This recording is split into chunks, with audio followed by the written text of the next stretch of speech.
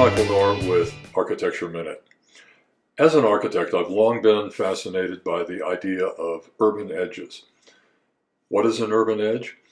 It's the condition where an assemblage of buildings forms a stark and clear boundary between the built environment and the natural realm. An urban edge is where we can step back and take the measure of a city. The best way to explain it is by example, so let's take a look at a few urban edges that may provide a fresh way of looking at cities. Fifth Avenue in New York is a clear example of an urban edge. Fifth Avenue emerged in the late 1800s as the fashionable neighborhood for Gilded Age robber barons. Their lavish mansions lined the avenue in an extravagant display of wealth. But by the 1920s, these homes no longer fit a modern lifestyle. The mansions were being demolished, with only a few surviving as museums or nonprofits. The avenue was still fashionable, but as apartments, not mansions. By the 1950s, another transformation seemed imminent. Business interests were looking at newer and taller modern glass boxes that would forever obliterate the luxurious apartment blocks. At that point, a series of new zoning laws were implemented to restrict and control the appearance of Fifth Avenue and the adjacent neighborhoods. Today we see the result of this effort, a wall of lovely older buildings frozen in time.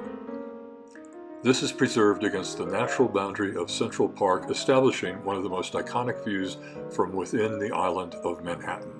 Fifth Avenue forms a classic urban edge. The best view, in my opinion, is at night, looking over the park from the west side. The effect is magical. Now that we've defined an urban edge, let's look at some other examples. Michigan Avenue in Chicago is a magnificent urban edge. It borders Grant Park, and, like Fifth Avenue, it is a snapshot of history. The skyscraper was invented in Chicago, and this stretch of Michigan Avenue is a collection of some of the earliest tall buildings.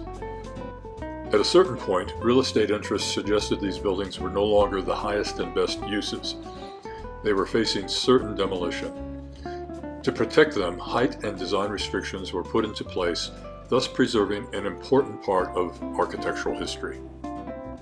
To clarify, this is the urban edge of Michigan Avenue.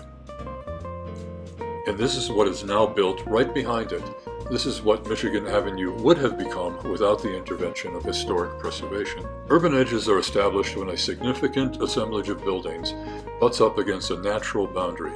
Fifth Avenue against Central Park, Michigan Avenue against Grant Park. But urban edges can occur on a smaller scale too. Here are two examples. Collins Avenue. This is the urban edge of Miami Beach juxtaposed with the natural boundary of sand and surf we see so often in movies and tourist promotions. And in Scotland, there is Princes Street. This Edinburgh street is an historic and fashionable urban edge set against the boundary of Prince's Gardens. As far as I know, there's no formal definition of an urban edge. I define it as a wall of buildings that butts up against the natural boundary.